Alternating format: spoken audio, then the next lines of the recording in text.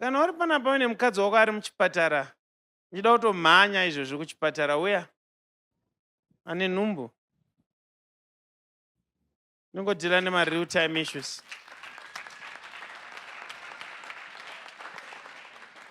Makati papa? Tipo makati munhu waMwari. Chii chiri kuitika pamukadzi?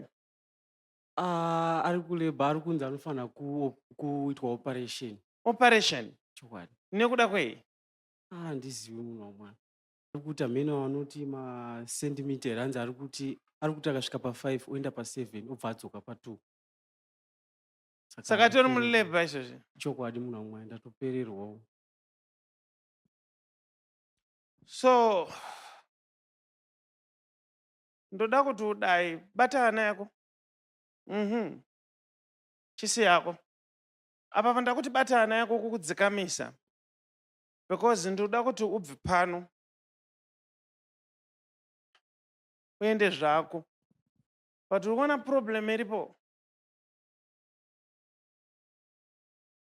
Ndeyekuti mukadzi wako ari kufanira kuconfessa.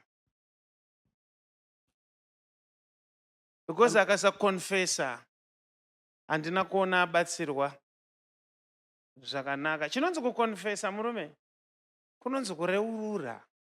Kana kuri kumasowe ndopavanoimba vhesi vati reurura upone mwana waIsraeri, reurura upone mwana waIsraeri.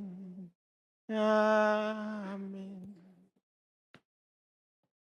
So ndaoneswa ini chiri kunetsa mudzimai wako, confusion yese iri kuitika, uri kufanira kuti uende unomutaurira kuti areurure.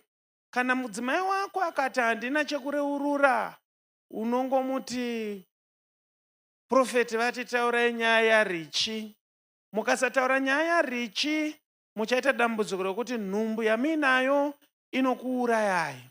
Nemamwe mazwi murume, tenda Mwari vatendera kuti uye pano, nokuti nhumbu ine mudzimai wako yaizi yako chacho chakuuyisa pano ndochiri kuita ndikuudze. Saka zvandiri kuda kuti uite, ndinoda kuti ungoenda. Kana waenda wonoita kuti areurure. But wakatomira ipapa, ndiri kuzviziva zvauri kufunga.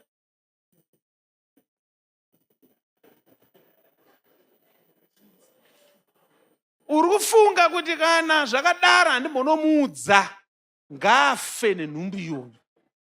But the reason yandiri kukuudzira ndeyekuti usachengeteswe ropa risiri rako. Chete.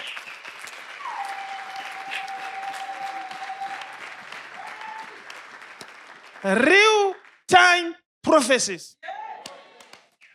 Kana paina ari kudhauta mwana wake, yondoni tigadzirise nyaya dzako.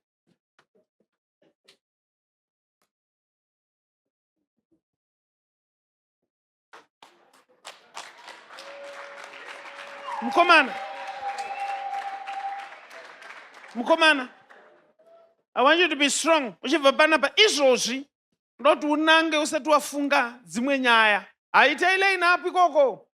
Tailei napi koko. Chakushedza tigadzirise nyaya dzepaternity. Chiti zvokuti vanhu vanoramba vachingofungira zvinhu zvisina basa. Munhu anofanira kuziva chokwadi.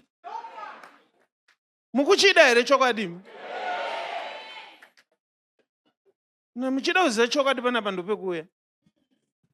Handabasa nazve. Ndini munhu asina basa nazvo.